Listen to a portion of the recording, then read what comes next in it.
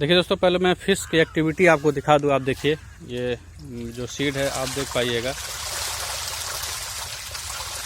लगभग 20,000 से ऊपर बच्चा है दोस्तों, और आप देख पा रहे होंगे। जय हिंद दोस्तों, मैं रणधीर टॉक में आपका स्वागत है।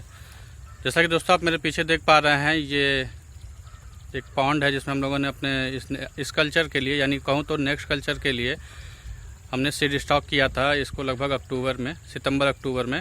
और ये क्या सेट वगैरह किया गया है इसके बारे में मैं आपको डिटेल देना चाहूँगा, और बच्चों की एक्टिविटी भी आपको दिखाऊंगा कि किस तरह का है, और क्लियरली आपको दिखेगा कि फीडिंग वगैरह ले रही हैं कि नहीं ले रही हैं, और क्या उनका लगभग साइज़ है। चलिए दोस्तों, मैं आपको बताता चलूँ कि हमने क्या मैनेजमेंट किया है अपने इस कल्चर के लिए बड़े साइज़ का सीड खुद तैयार करने के लिए, क्योंकि पिछले साल जो हम लोग को सीड मिला था उससे बहुत ज़्यादा वेरिएशन था, जिससे हमारे ग्रोथ पे इशू आया है।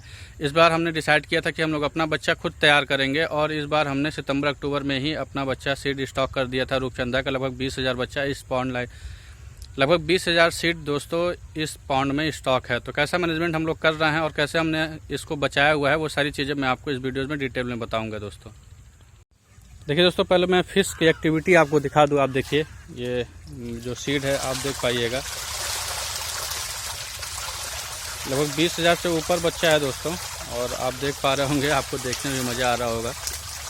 ये हमने बचा रखा है, लगभग 50 ग्राम का एवरेज है इसमें, छोटा बड़ा जो भी है, लेकिन 50 ग्राम का एवरेज है। और आप देख पा रहे हैं कि एक्टिविटी कितनी अच्छी है, कलर और शाइनिंग आप देखिएगा। मैं नज़दीक से दिखाने की कोशिश करूँगा।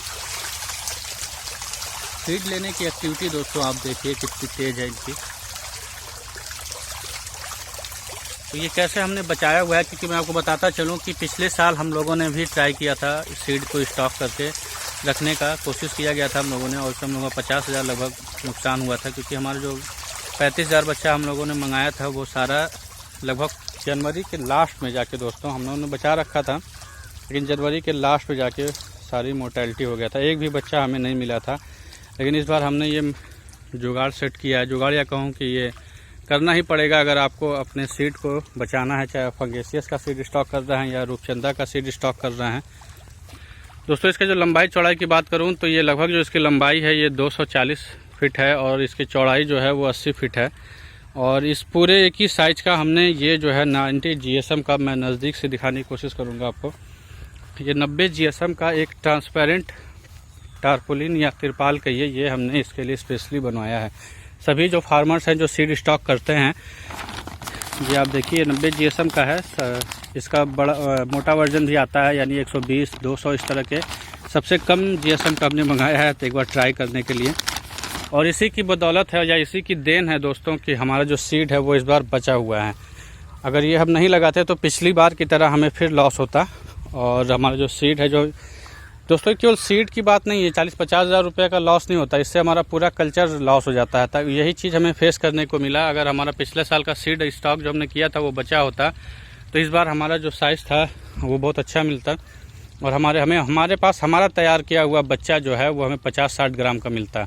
पिछले साल हम लोगों ने दोस्तों इस सीड कवर का इस्तेमाल नहीं किया था। ये जो दोस्तों है ये टेम्परेचर को मेंटेन करने का काम करता है, साथ ही साथ जो शीत है, सबसे ज़्यादा नुकसान जो करता है दोस्तों वाटर बॉडी में वो है शीत। जब ठंड में शीत गिरता है तो उससे टेम्परेचर पानी का बहुत ज़्यादा डाउन हो जाता है, और साथ ही साथ बारिश वगैरह जब पड़ जाती है अचानक से 1 या 2 दिन, और उसी में मोर्टेलिटी हुआ था दोस्तों। जनवरी के लास्ट में हमारे यहाँ बारिश हो गया था, और बर्फ़ भी पड़ा था, जो पत्थर बोलते हैं कहीं कहीं, तो उस वजह से पानी का टेम्परेचर सडनली बहुत ज़्यादा डाउन चला गया, और उसी में मोर्टेलिटी हो गया था। लेकिन इस बार हम लोगों ने सारा प्रोटेक्शन कर रखा है, और ये अगर आप सीड स्टॉक कर रहे हैं अपने लिए, छोटा या बड़ा, तो आपको ये प्रोटेक्शन करना ही पड़ेगा, नहीं तो फिर बहुत मुश्किल है कि आप अपने टैंक में या पॉन्ड में अपने सीड को बचा सकें।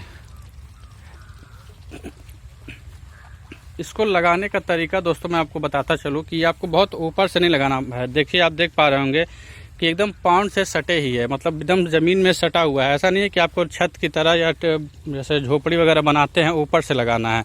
ऊपर से लगाएंगे दोस्तों तो इसमें ठंडा हवा जाने का जगह होगा, और जिससे वही प्रॉब्लम होगी कि ठंडा हवा इसी में रुकेगा, और फिर वो आपका जो वाटर टेम्परेचर है वो बिल्कुल डाउन चला जाएगा।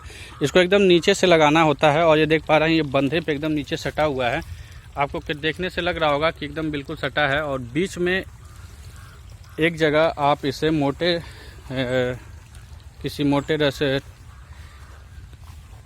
बीच के पॉइंट में दोस्तों इसको थोड़ा सा उठा लेना है, जैसा कि आप इस वाले पॉइंट पे देख पा रहे हैं कि बीच वाला पॉइंट जो है इसको थोड़ा सा हमने उठाया है। बीच बीच में बांस को गाड़ रखा है, आप ये देखिए बीच में बांस वगैरह गाड़ रखा है थोड़ा सा।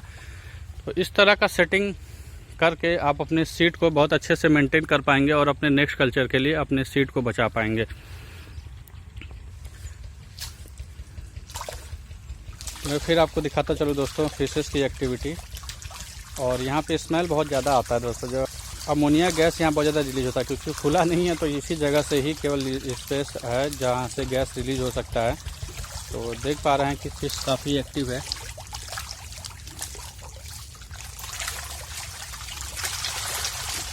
देख के ही दोस्तों मज़ा आ जाता है, मन खुश हो जाता है कि आपकी जो मेहनत है वो किसी न किसी तरह से परिणाम दे रहा है।